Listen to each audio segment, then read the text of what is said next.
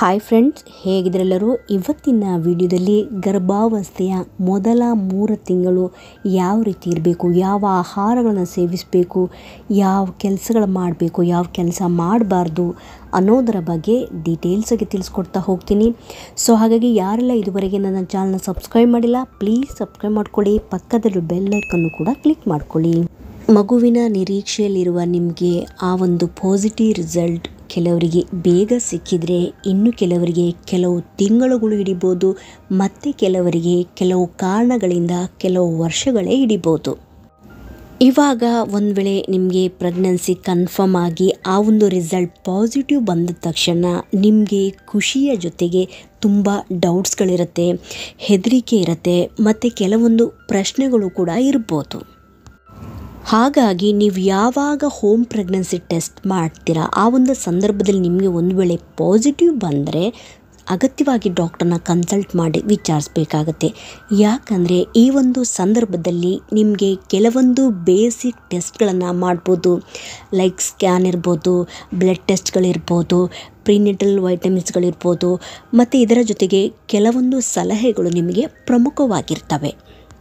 ಯಾವಾಗ ಪಾಸಿಟಿವ್ ಬಂದಾಗ ನೀವು ಮಾಡುವಂಥ ಆ ಒಂದು ಫಸ್ಟ್ ಸ್ಕ್ಯಾನಲ್ಲಿ ನಿಮಗೆ ಕೆಲವೊಂದು ಅಂಶಗಳು ಪ್ರಮುಖವಾಗಿ ಗೊತ್ತಾಗುತ್ತೆ. ಅದರಲ್ಲಿ ಆ ಒಂದು ಭ್ರೂಣ ಗರ್ಭಕೋಶದ ಒಳಗಡೆ ಇಂಪ್ಲಾಂಟ್ ಆಗಿ ಬೆಳೀತಾ ಇದೆಯಾ, ಅಥವಾ 2 ಭ್ರೂಣ ಇದೆಯಾ, ಒಂದೇ ಭ್ರೂಣ ಇದೆಯಾ, ಮತ್ತು ನಿಮ್ಮ delivery date, expected date of delivery ಯಾವಾಗ ಆಗ್ಬೋದು ಒಂದು ಅಂದಾಜು ನಿಮಗೆ ಅವರು ತಿಳಿಸ್ತಾರೆ. ಇದರ ಜೊತೆಗೆ ಎಕ್ಟೋಪಿಕ್ ಪ್ರೆಗ್ನೆನ್ಸಿ ಏನಾದರೂ ಆಗಿದೆಯಾ ಅಂತ ಹೇಳಿ ಕೂಡ ಕಂಡುಹಿಡಿತಾರೆ. ಒಂದು ವೇಳೆ ಅದೇನಾದರೂ ಭ್ರೂಣ ಗರ್ಭಕೋಶದಲ್ಲಿ ಇಂಪ್ಲಾಂಟ್ ಆಗಿಲ್ಲ ಅಂತ ಹೇಳಿದರೆ, ಗರ್ಭನಾಳದಲ್ಲೇ ಅದು ಇಂಪ್ಲಾಂಟ್ ಆಗಿ ಬೆಳೆಯುವಂಥ ಪ್ರಕ್ರಿಯೆಯನ್ನು ಅದನ್ನು ಎಕ್ಟೋಪಿಕ್ ಪ್ರೆಗ್ನೆನ್ಸಿ ಅಂತ ಹೇಳ್ತೀವಿ. ಅದರ ಬಗ್ಗೆ ನಾನು ಡೀಟೇಲ್ಸಾಗಿ ಹಿಂದಿನ ವಿಡಿಯೋದಲ್ಲಿ ತಿಳಿಸ್ಕೊಟ್ಟಿದ್ದೀನಿ. ಅದರ ಲಿಂಕನ್ನು ನಾನು ಡಿಸ್ಕ್ರಿಪ್ಷನ್ ಬಾಕ್ಸಲ್ಲಿ ಹಾಕಿರ್ತೀನಿ, ಪ್ಲೀಸ್ ಚೆಕ್ ಮಾಡ್ಕೊಳ್ಳಿ.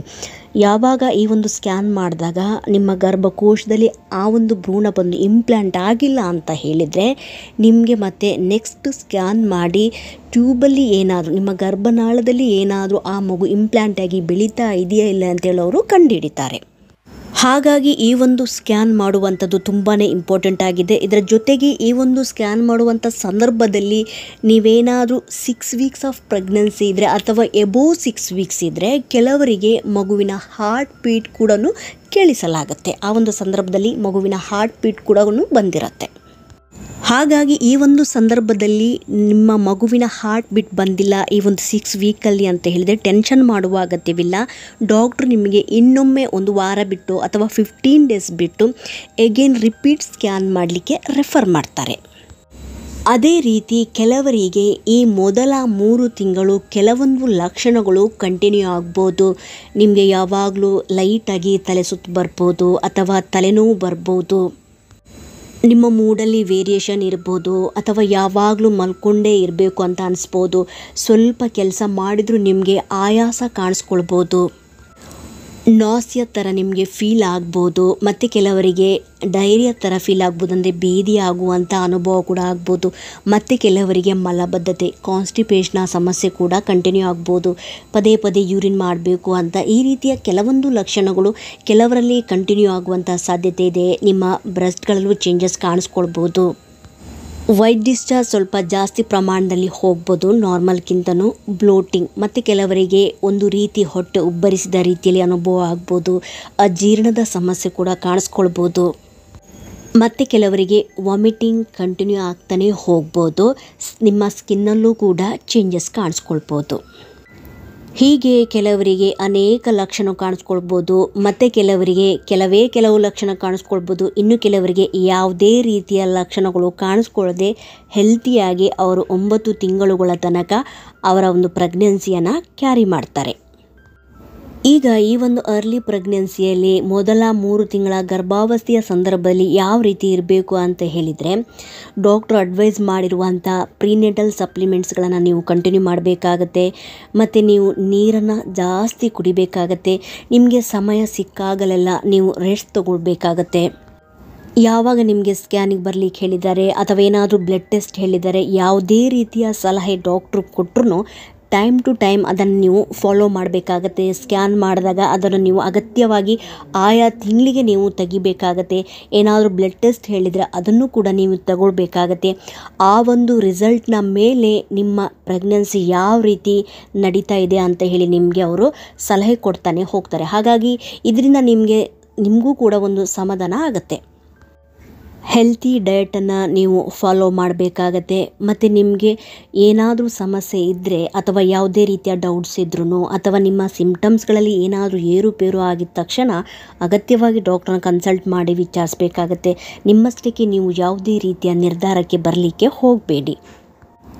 ಗುಡ್ ಹೈಜೀನನ್ನು ನೀವು ಮೇಂಟೈನ್ ಮಾಡಬೇಕಾಗತ್ತೆ. ಅಂದರೆ ನಿಮ್ಮದು ಊಟವಾಗಲಿ ಅಥವಾ ನಿಮ್ಮ ದೇಹವಾಗಲಿ, ನೀವು ಬಳಸುವಂಥ ವಸ್ತಾಗಲಿ, ಬಟ್ಟೆ ಆಗಲಿ ಪ್ರತಿಯೊಂದು ಕ್ಲೀನಾಗಿ ಇರುವಂತೆ ನೀವು ನೋಡ್ಕೋಬೇಕಾಗತ್ತೆ. ಯಾವುದೇ ರೀತಿಯ ಒಂದು ಬ್ಯಾಡ್ ಹ್ಯಾಬಿಟ್ಸ್ ಇದ್ರೂ ಅದು ಪ್ರೆಗ್ನೆನ್ಸಿ ಪ್ಲ್ಯಾನ್ ಮಾಡೋಕ್ಕಿಂತ ಮುಂಚೆನೇ ನೀವು ಕ್ವಿಟ್ ಮಾಡಬೇಕಾಗತ್ತೆ. ಅತಿಯಾದ ಒಂದು ಕಾಫಿಯನ್ನು ಕುಡಿಯೋದನ್ನು ಕೂಡ ಕಡಿಮೆ ಮಾಡಬೇಕಾಗತ್ತೆ. ಮತ್ತು ಯಾವುದೇ ರೀತಿಯ ಒಂದು ಮೆಡಿಸಿನ್ ನಾವು ತೊಗೊಳ್ಬೇಕಂತ ಹೇಳಿದ್ರೆ ಒಂದು ವೇಳೆ ನೀವು ಪ್ರೆಗ್ನೆಂಟ್ ಇದ್ದರೆ ಡಾಕ್ಟ್ರು ಅಡ್ವೈಸ್ ಇಲ್ಲದೆ ನೀವು ತೊಗೊಳಕ್ಕೆ ಹೋಗಬೇಡಿ. ಯಾಕಂತ ಹೇಳಿದರೆ ಯಾವುದೇ ರೀತಿಯ ಸಮಸ್ಯೆ ಇದ್ರೂ ಕೂಡ ಡಾಕ್ಟ್ರನ್ನ ಕನ್ಸಲ್ಟ್ ಮಾಡಿದಾಗ ಅವರು ನಿಮಗೆ ಪ್ರೆಗ್ನೆನ್ಸಿ ಸೇಫ್ ಮೆಡಿಸಿನ್ನ ಕೊಡ್ತಾರೆ. ಹಾಗಾಗಿ ನಿಮ್ಮಷ್ಟಕ್ಕೆ ನೀವು ಯಾವುದೇ ರೀತಿಯ ಮೆಡಿಸಿನ್ನ ತೊಗೊಳಕ್ಕೆ ಹೋಗಬೇಡಿ.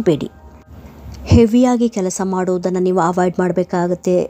ಲೈಕ್ ಅತಿಯಾಗಿ ಭಾರ ಎತ್ತುವಂಥದ್ದು ಅಥವಾ ತುಂಬ ಬಗ್ಗಿ ಕೆಲಸ ಮಾಡುವಂಥದ್ದು, ಮತ್ತು ತುಂಬ ಟೈಮ್ ಮೆಟ್ಟಿಲುಗಳನ್ನು ಹತ್ತಿ ಇಳಿಯುವಂಥದ್ದು, ಜಾಸ್ತಿ ನಿಂತ್ಕೊಂಡು ಕೆಲಸ ಮಾಡುವಂಥದ್ದು, ಕೂತ್ಕೊಂಡು ಕೆಲಸ ಮಾಡುವಂಥದ್ದು ಇವೆಲ್ಲ ನೀವು ಅವಾಯ್ಡ್ ಮಾಡಬೇಕಾಗತ್ತೆ.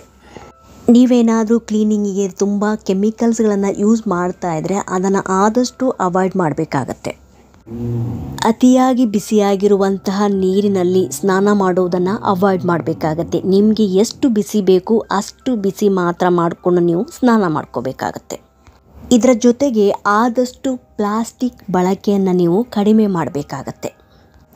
ಅತಿಯಾಗಿ ನೀವು ಒಂದು ವೇಳೆ ಚಿಂತೆ ಮಾಡ್ತಾ ಇದ್ದರೆ ಅಥವಾ ಯಾವುದಾದ್ರೂ ಒಂದು ವಿಷಯದ ಬಗ್ಗೆ ನೀವು ಟೆನ್ಷನ್ ಮಾಡ್ಕೊಳ್ತಾ ಇದ್ದರೆ ನೀವು ಆದಷ್ಟು ಟೆನ್ಷನ್ ಫ್ರೀ ಆಗಿರಲಿಕ್ಕೆ ನೀವು ಪ್ರಯತ್ನ ಪಡಬೇಕಾಗತ್ತೆ. ಒಂದು ವೇಳೆ ನೀವು ತುಂಬಾ ಒತ್ತಡದಿಂದ ಬಳಲ್ತಿದ್ರೆ ಅದು ನೇರವಾಗಿ ನಿಮ್ಮ ಗರ್ಭದಲ್ಲಿ ಬೆಳೆಯುವ ಭ್ರೂಣದ ಮೇಲೆ ಎಫೆಕ್ಟ್ ಬೀಳುವಂಥ ಸಾಧ್ಯತೆ ಜಾಸ್ತಿ ಇರುತ್ತೆ. ಹಾಗಾಗಿ ಇದರ ಬೆಳವಣಿಗೆನೂ ಕೂಡ ಕುಂಠಿತ ಆಗ್ತಾ ಇರುತ್ತೆ. ಸೊ ಹಾಗಾಗಿ ನಿಮಗೆ ಒಂದು ವೇಳೆ ಯಾವುದೇ ರೀತಿಯ ಸಮಸ್ಯೆ ಇದ್ರೂ ಕೂಡ ಅದನ್ನು ಒಳ್ಳೆಯ ರೀತಿಯಲ್ಲಿ ಬಗೆಹರಿಸಿ ಆದಷ್ಟು ಟೆನ್ಷನ್ ಫ್ರೀ ಆಗಿರಲಿಕ್ಕೆ ಪ್ರಯತ್ನ ಪಡಬೇಕಾಗತ್ತೆ. ಹೀಲ್ ಸ್ಲಿಪ್ಪರ್ಗಳಾಗಲಿ ಅಥವಾ ನಿಮಗೆ ತುಂಬ ಟೈಟ್ ಆಗಿರುವಂತಹ ಬಟ್ಟೆಗಳನ್ನು ಯೂಸ್ ಮಾಡೋದನ್ನು ನೀವು ಅವಾಯ್ಡ್ ಮಾಡಬೇಕು. ಆದಷ್ಟು ನೀವು ಒಂದು ವೇಳೆ ಪ್ರೆಗ್ನೆಂಟ್ ಇದ್ದರೆ ಸ್ವಲ್ಪ ಲೂಸ್ ಇರುವಂತಹ ಬಟ್ಟೆಗಳನ್ನು ಧರಿಸಿದರೆ ತುಂಬಾ ಒಳ್ಳೆಯದು. ಆದಷ್ಟು ಲಾಂಗ್ ಜರ್ನಿನ ನೀವು ಅವಾಯ್ಡ್ ಮಾಡಬೇಕಾಗತ್ತೆ. ಮತ್ತು ನಿಮಗೆ ಈ ಒಂದು ಸಂದರ್ಭದಲ್ಲಿ ಇಂಟರ್ಕೋರ್ಸನ್ನು ಅವಾಯ್ಡ್ ಮಾಡಿದರೆ ಒಳ್ಳೆಯದು. ಕೆಲವರಿಗೆ ಯಾವುದೇ ರೀತಿಯ ಸಮಸ್ಯೆ ಆಗೋದಿಲ್ಲ, ಮತ್ತು ಕೆಲವರಿಗೆ ಈ ಒಂದು ಸಂದರ್ಭದಲ್ಲಿ ಮಿಸ್ಕ್ಯಾರೇಜ್ ಆಗುವಂತಹ ಸಾಧ್ಯತೆಗಳು ಜಾಸ್ತಿ ಇರುತ್ತೆ. ಹಾಗಾಗಿ ಈ ಒಂದು ಸಂದರ್ಭದಲ್ಲಿ ನೀವು ಕಾಂಟ್ಯಾಕ್ಟ್ ಇಟ್ಕೊಳ್ಳೋದನ್ನು ಕಡಿಮೆ ಮಾಡಿದರೆ ತುಂಬಾ ಒಳ್ಳೆಯದು. ಕೆಲವರಿಗೆ ಈ ಹೀಟಿನ ಪದಾರ್ಥಗಳು ತಿಂದರೆ ಸಮಸ್ಯೆ ಆಗುವಂಥ ಸಾಧ್ಯತೆಗಳಿರುತ್ತೆ. ಹಾಗಾಗಿ ನೀವು ಅವಾಯ್ಡ್ ಮಾಡಿದರೆ ಒಳ್ಳೆಯದು. ಮತ್ತು ಕೆಲವರಿಗೆ ಯಾವುದೇ ರೀತಿಯ ಸಮಸ್ಯೆ ಆಗೋದಿಲ್ಲ. ಯಾವುದಕ್ಕೂ ಮುನ್ನೆಚ್ಚರಿಕೆಯಾಗಿ ಹೀಟಿನ ಪದಾರ್ಥಗಳನ್ನು ಸ್ವಲ್ಪ ಕಡಿಮೆ ಮಾಡಿದರೆ ತುಂಬಾ ಒಳ್ಳೆಯದು. ಇದಲ್ಲದೆ ನಿಮ್ಮ ಸ್ಕ್ಯಾನ್ಗಳಲ್ಲಿರ್ಬೋದು ಅಥವಾ ಬ್ಲಡ್ ಟೆಸ್ಟ್ಗಳಲ್ಲಿರ್ಬೋದು ಅಥವಾ ನಿಮಗೆ ಯಾವ ರೀತಿ ಫುಡ್ ತಿನ್ನಬೇಕು ಅಥವಾ ಯಾವ ರೀತಿ ಫುಡ್ಗಳನ್ನು ನೀವು ತಿನ್ನಬಾರ್ದು, ಯಾವ ರೀತಿ ಈ ಒಂದು ಪ್ರೆಗ್ನೆನ್ಸಿನ ಕಂಟಿನ್ಯೂ ಮಾಡಬೇಕು ಅಂತ ಏನಾದರೂ ನಿಮಗೆ ಸಮಸ್ಯೆ ಇದ್ದರೆ ಅಥವಾ ಡೌಟ್ ಇದ್ದರೆ ನೀವು ಪ್ರತಿ ತಿಂಗಳು ಯಾವಾಗ ಡಾಕ್ಟ್ರನ್ನ ಕನ್ಸಲ್ಟ್ ಮಾಡಲಿಕ್ಕೆ ಹೋಗ್ತೀರಾ ಆವಾಗ ಪ್ರತಿಯೊಂದು ಡೌಟ್ಗಳನ್ನು ನೀವು ಕೇಳಿ ಕ್ಲಿಯರ್ ಮಾಡ್ಕೋಬೇಕಾಗತ್ತೆ. ಸೊ ಹಾಗಾಗಿ ಇವತ್ತಿನ ವಿಡಿಯೋದಲ್ಲಿ ಮೊದಲ 3 ತಿಂಗಳುಗಳಲ್ಲಿ ಯಾವ ರೀತಿ ಇರಬೇಕು, ಏನು ಮಾಡಬೇಕು, ಏನು ಮಾಡಬಾರ್ದು ಅನ್ನೋದರ ಬಗ್ಗೆ ಡೀಟೇಲ್ಸ್ ಆಗಿ ತಿಳಿಸ್ಕೊಟ್ಟಿದ್ದೀನಿ. ಈ ಒಂದು ಇನ್ಫಾರ್ಮೇಷನ್ ನಿಮಗೆ ಇನ್ಫಾರ್ಮೇಟಿವ್ ಅನಿಸಿದ್ದಲ್ಲಿ ಪ್ಲೀಸ್ ಸಬ್ಸ್ಕ್ರೈಬ್ ಮಾಡೋದನ್ನು ಮರಿಬೇಡಿ. ಸಿಗ್ತೀನಿ ಮುಂದಿನ ವಿಡಿಯೋದಲ್ಲಿ. Thank you so much friends.